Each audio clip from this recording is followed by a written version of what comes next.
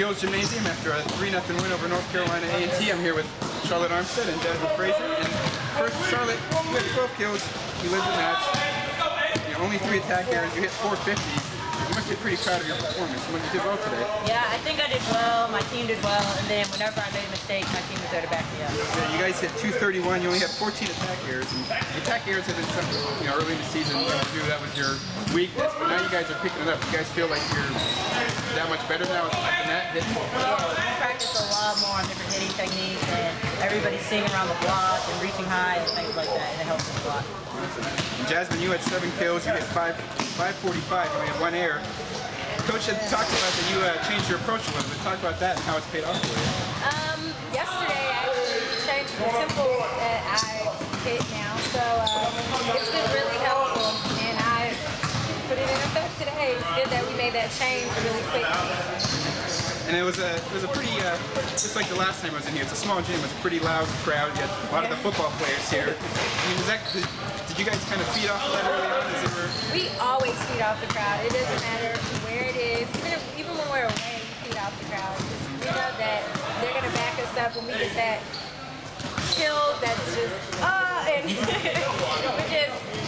always feed off the crowd. I was going to say, the one point, the third set, most of those football players have left, but you had that kill just hit that other girl just really hard. I mean, the crowd, the people were still here, but they really got into that. I mean, that was something else. Yeah, it was, Nicole put up a great ball, and I just franked it. So you guys are now 10 and 15 overall. You're 4-1 in the MEAC. This is only the second time you've ever had 4 wins, 4 conference wins, I should say. You still got several more games to go. You're going to have probably the second best season as a Division I team. Do you guys feel like you're really on a roll now, that you're picking it up? We're really on the roll now, and we want to finish our season all right. So we'll be ready for the Has being at home kind of giving you that momentum push where you struggled on the road before, but you kind of were able to get settled in at home, a bunch of wins in at home. Did that help a lot? Yeah, I think that at home we get pumped off of seeing our crowd here, and then we want to do better in front of them. And I think when we play better, when we practice better, and then when we go on the road, it'll be the same. Okay. Here now with interim head coach Brandon Duvall. And Brandon, you had a pretty good game again. You made 14 attack errors, something you've been stressing before, hit 31. When you talk about just the overall play of the team today. We're pleased. I mean, we're working on making sure they remain aggressive. We're talking about our physicality up the net, how we present ourselves when it comes to blocking and attacking, and then trying to limit the errors. So when you're trying to be aggressive at all times, sometimes errors are going to happen. So that's the nature of the game. With that being said, now our issues are going to be behind the end line. We missed, I think it was 15 total. 15 serves, yeah. 15 total serves. But we also, I think, had some of the most aces we've had all season long as well. So, if you're going to be aggressive, you're going to take the good with the bad, and hopefully the good outweighs the bad. But, it's a win. And, we're setting a good tradition here now. And I would have to look at the records, but at least in the 2000s, I believe that's the most wins we've had at home. So, you'll take it. It's getting better. Yeah. Like I said, it was second match here in Gill, only the second one you have this year. And it seemed like North Carolina A&T there got a little rattled. Yeah. They had a couple stops to play because they were complaining about the noise and stuff. But I mean, for you guys, it's a great environment to be this.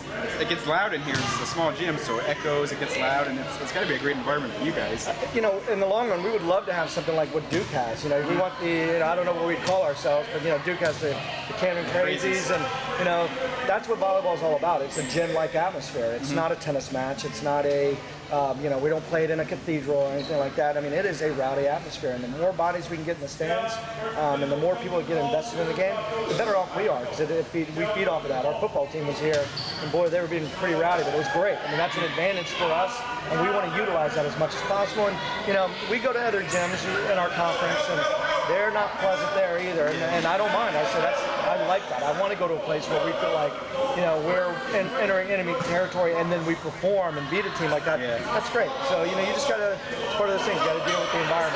Yeah, having those. It's not like you have that many more people here than say it echoes, but it's just because of the small gym. It just it magnifies it. Right. So, exactly. Like I said, you're 10 and 15 now. You're 4-1 in the MEAC. This is only the second time you've even had 4 wins in the MEAC. So you guys are really on a roll. Being at home has helped a lot too. But I mean, where do you guys kind of take it from here now? just got to keep plugging away. We've got a pretty tough match against Central on Sunday. It's not a conference match yet until next year, but they are going to be in the conference, and they are a tough team, and we're in home, and it's going to be, you know, our second to last home match of the season.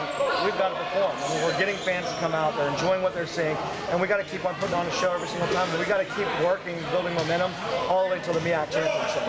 We've got the road set next week. You know, we're going to go down to Florida, fly down and stay a couple days there to play Bethune and Florida A&M. We've got Hampton at home here, and then we've got the MEAC championship. So every single match is important because we're constantly building momentum, and we got to keep getting better. I mean, we can't be too satisfied with what we're doing. So the Spartans take a 3-0 win over North Carolina A&T here at Joe's Gym.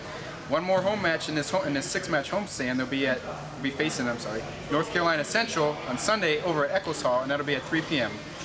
And as always, for all your information on NSU athletics and NSU volleyball, visit NSUSpartans.com.